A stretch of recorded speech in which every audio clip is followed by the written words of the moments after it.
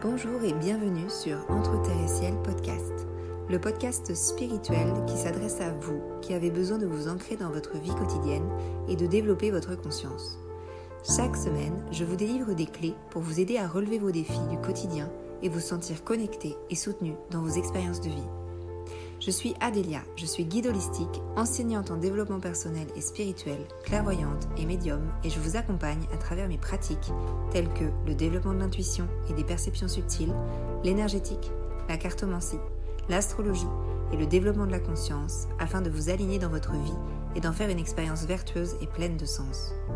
Entre Terre et Ciel est donc destiné à toutes les personnes intéressées par ces pratiques, ainsi qu'à ceux qui sont en quête d'une spiritualité incarnée, ouvrant la porte à des applications dans la vie quotidienne. N'hésitez pas à me soutenir en vous abonnant et en notant ce podcast, et je vous souhaite une belle écoute.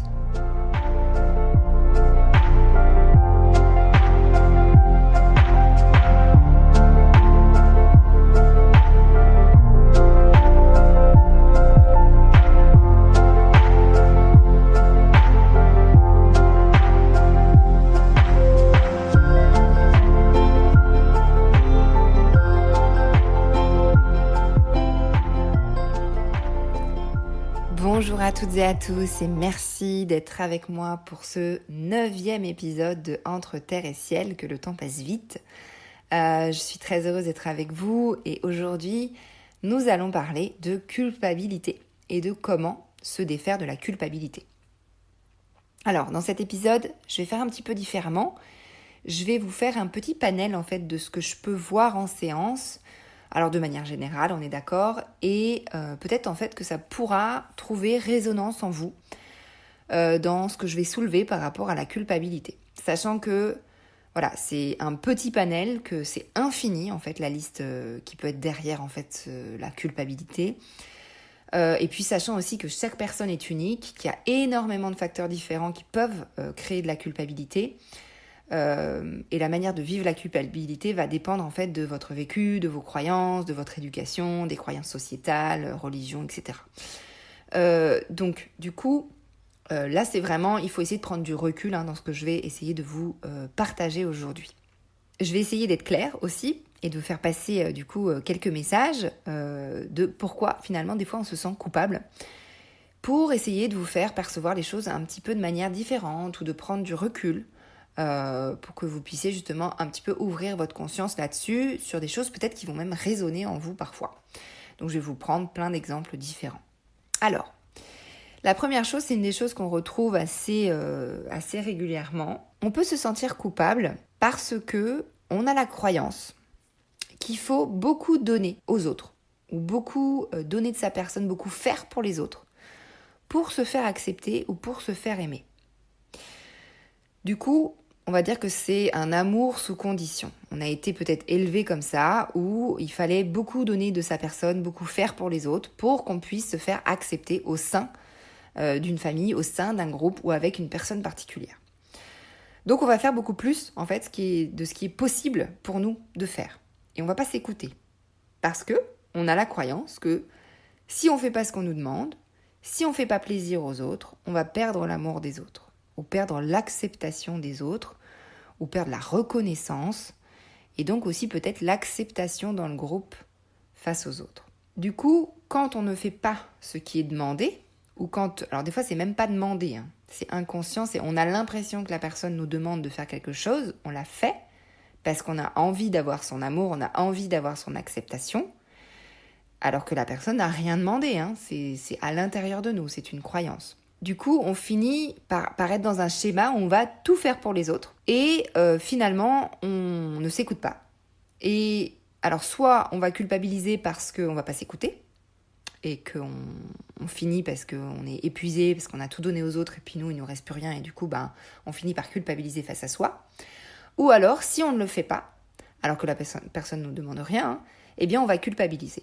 On va culpabiliser parce qu'on n'a pas fait assez. On n'a pas... voilà. Et s'il se passe quelque chose même on va dire de mal entre guillemets dans notre vie, on va s'auto-flageller en se disant c'est de notre faute, c'est parce qu'on n'a pas assez fait quelque chose. Ok ? Alors, ça peut reposer sur plein de choses. Ça peut reposer sur l'éducation, ça peut reposer sur l'amour des parents qui a été ressenti comme sous condition. Ça peut être des règles de la société aussi, des règles de bienséance qu'on nous a inculquées, c'est-à-dire que pour être accepté et acceptable dans cette société, il faut faire ça, ça, ça et ça. Et si on ne le fait plus ou si on ne fait pas assez, eh bien, on va se sentir mal, on va culpabiliser, on va se dire que tout est de notre faute. Ça, c'est un exemple qui est assez commun. Peut-être que ça va résonner dans plusieurs personnes là. C'est généralement... alors, c'est pas que c'est pas normal de se sentir comme ça. C'est pas ça. C'est que dès l'instant où ça vous gêne dans votre vie, c'est qu'il y a un truc à aller regarder. C'est qu'il y a un truc à aller peut-être faire bouger pour que vous puissiez vous sentir mieux. Donc ça, on va dire, c'est une alerte. Mais il faut en être conscient. Des fois, on n'en est pas conscient. Peut-être que là, le fait que j'en parle ici, vous allez peut-être devenir conscient de ça. Et c'est tout à fait modifiable, c'est tout à fait changeable. C'est pas parce que vous avez quelque chose en vous, que ça a toujours été comme ça, que ça sera comme ça tout le temps. Donc on peut changer.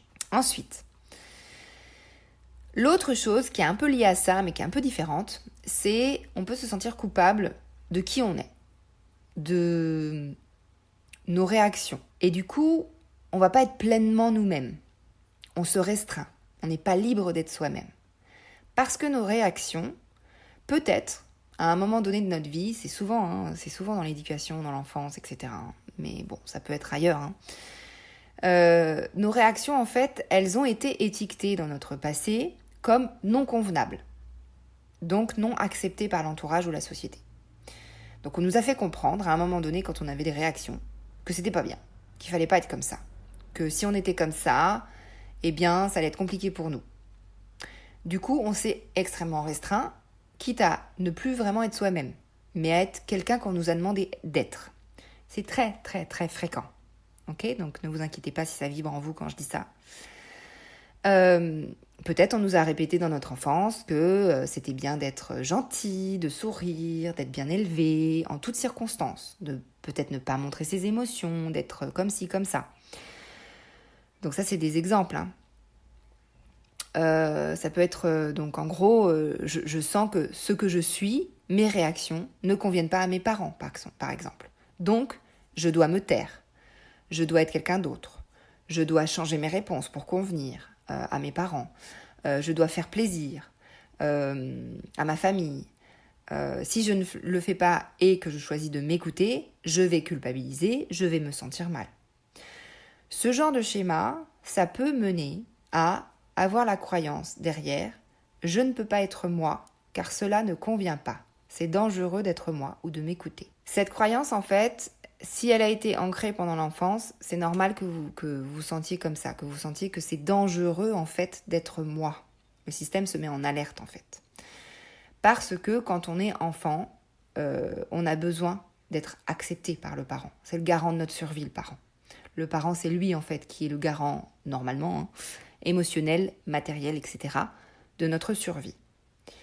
Du coup, si le système d'éducation ou le parent lui-même, alors je ne suis pas en train de dire que le parent est mauvais, le parent fait comme il peut, dans cet exemple-là. Du coup, nous, ça nous a inculqué cette croyance-là, que quand je suis moi-même, c'est dangereux. Je peux perdre quelque chose, je peux perdre ma sécurité, je peux perdre l'amour qu'on me donne, je peux perdre même ma sécurité émotionnelle, je peux perdre plein de choses en fait.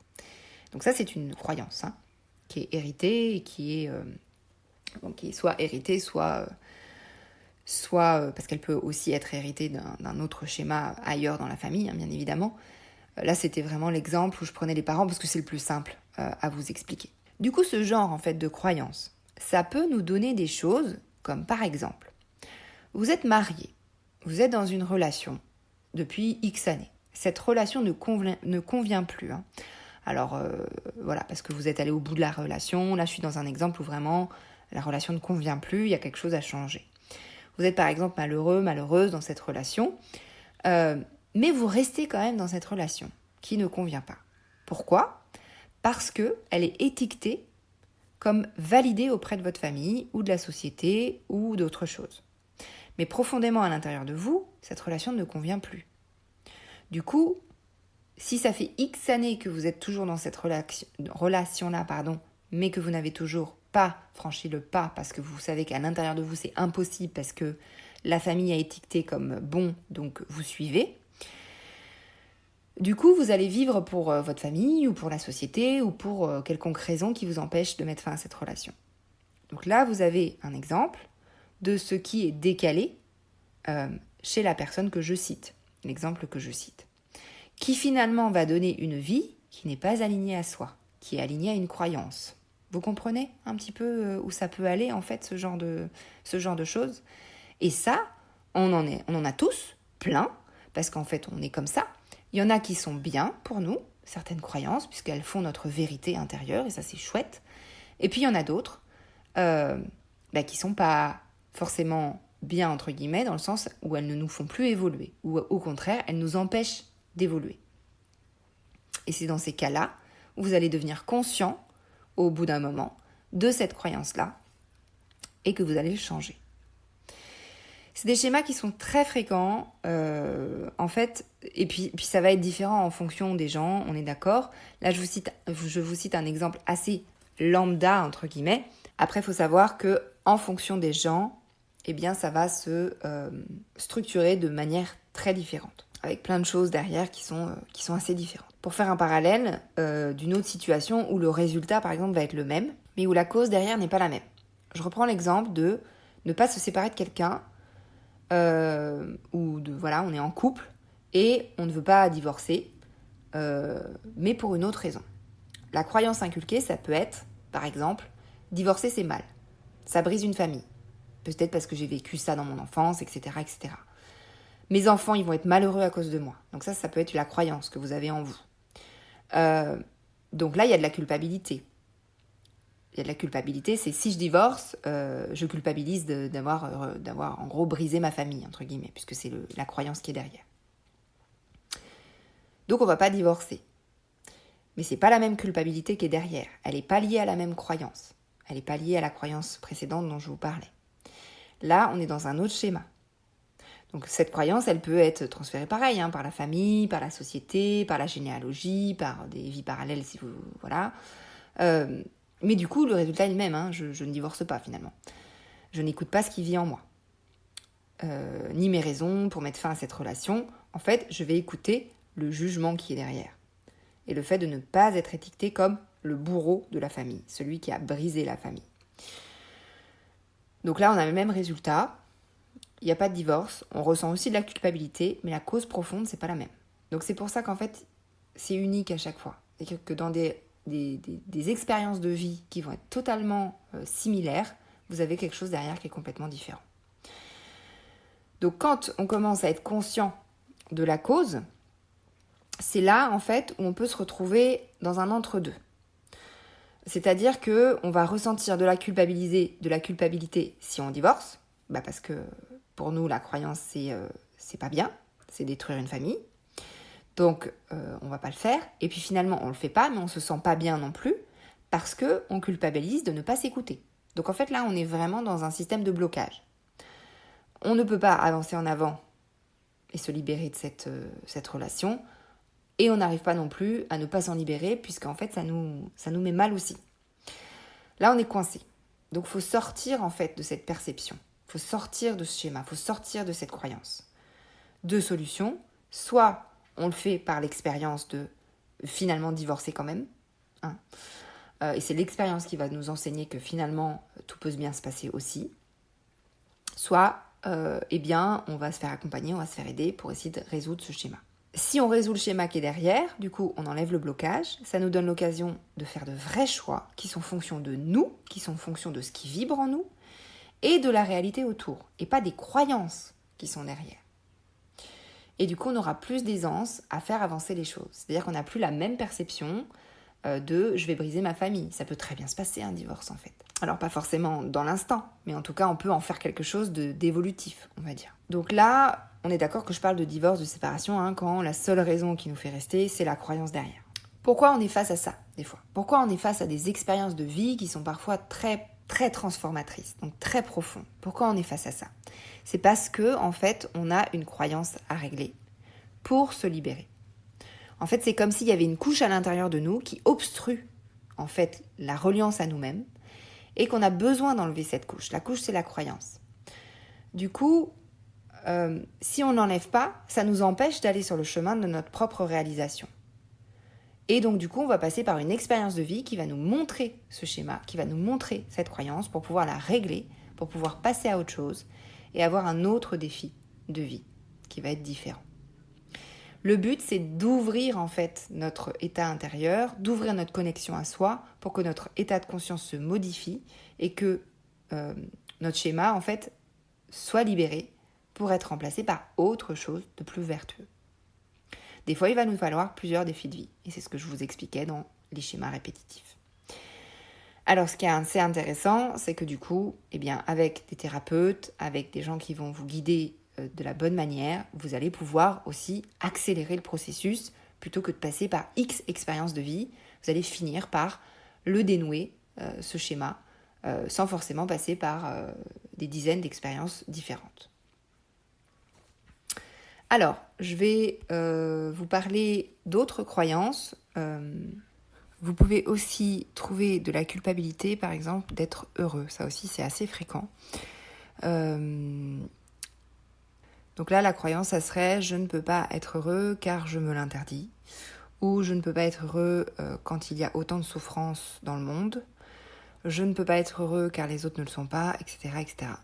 Du coup, on culpabilise en fait d'être heureux quand on l'est, et du coup, on fait tout aussi pour ne pas l'être. Donc ça peut être, ça peut être des exemples aussi qui suivent ces croyances. Donc déjà, ce qu'il faut savoir avec le bonheur, c'est que c'est pas une denrée qui est limitée et qui a à être répartie entre les gens. Au contraire, c'est une énergie qui va se propager. Plus il y en a, plus il y en a. Donc, si vous n'êtes pas heureux, finalement, ça n'aidera pas les autres à être plus heureux. C'est pas comme si vous enleviez le bonheur à quelqu'un, en fait. C'est pas comme ça que ça fonctionne. Au contraire, en fait, si vous soignez ce schéma de culpabilité, il y aura une grande chance pour que vous ayez beaucoup plus d'énergie en vous, pour que vous œuvriez justement pour un monde meilleur, finalement. Que ce soit par vos actions, que ce soit par votre énergie qui va rayonner et elle-même transformer les gens à votre contact. Donc au final, c'est un peu dommage de s'interdire d'être heureux, puisqu'en fait, ça peut être la solution à la problématique, finalement. Bon, c'est très succinct ce que je vous dis, parce que c'est très complexe en fonction des gens, ça ne va pas se matérialiser de la même manière. Et puis c'est aussi un des challenges de notre époque, d'essayer de comprendre en fait tout ce que je viens de vous soulever là par rapport au bonheur et par rapport à la culpabilité derrière. Alors je vais vous donner quelques exemples de croyances qui peuvent être derrière. Le fait de s'interdire le bonheur, ça peut être par exemple parce qu'on a la croyance que quand on est heureux, ça empêche quelqu'un de l'être, comme je viens de vous dire.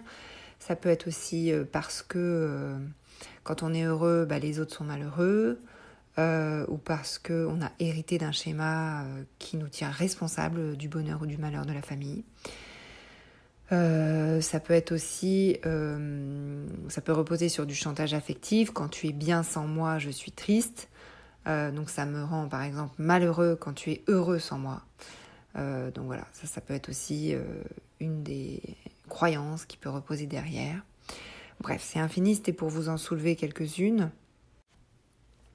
Alors, il y a d'autres schémas qui peuvent être derrière la sensation de la culpabilité. Par exemple, vous pouvez avoir un comportement qui est à l'origine de votre culpabilité. C'est-à-dire que vous continuez de faire un comportement qui n'est pas bon pour vous, vous savez qu'il n'est pas bon pour vous, mais vous continuez à le faire et du coup, vous culpabilisez quand vous le faites. Donc ça, c'est aussi assez fréquent. Alors ça peut être tout et n'importe quoi, ça peut être un comportement qui est très nocif pour vous ou beaucoup moins nocif, ça peut être aussi juste le fait de ne pas prendre soin de soi, par exemple. Alors ça, soit il y a un schéma derrière et à ce moment-là, le fait de ressentir de la culpabilité, c'est aussi pour vous éveiller, en fait.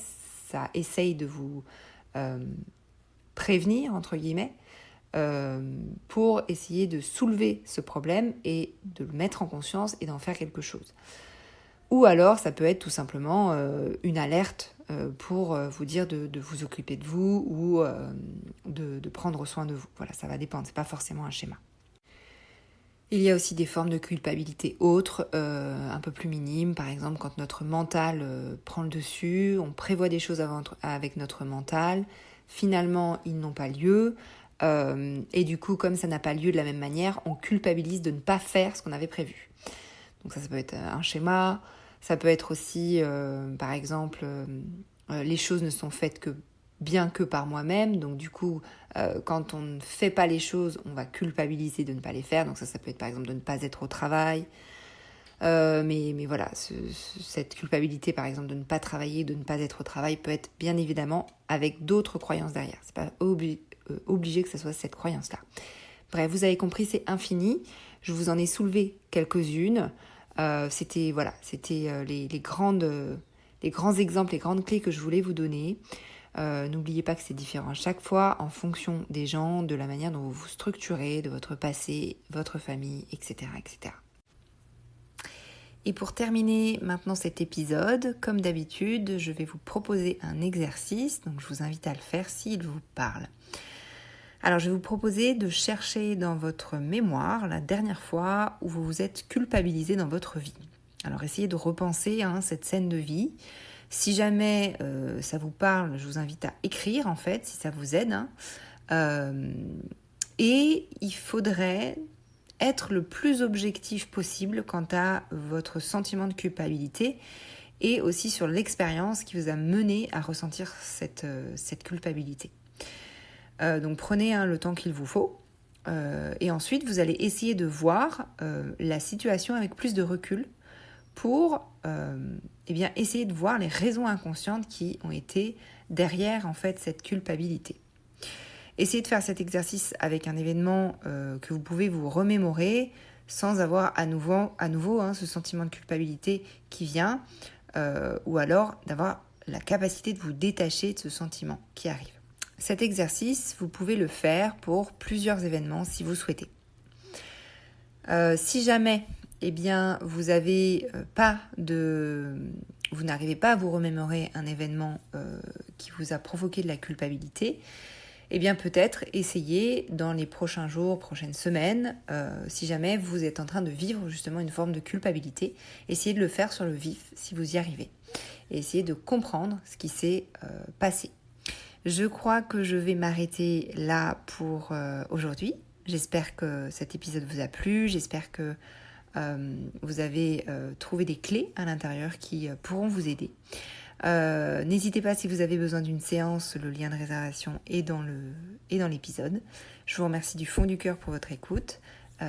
Pour me soutenir, n'hésitez pas à vous abonner ou à noter ce podcast et je vous dis à très vite pour le 10e épisode que vous pourrez écouter jeudi prochain avec un sujet qui va vous plaire parce que il plaît à beaucoup de monde généralement. Nous allons parler des croyances qui sont liées à l'argent et de la notion d'abondance. Je vous dis à la semaine prochaine.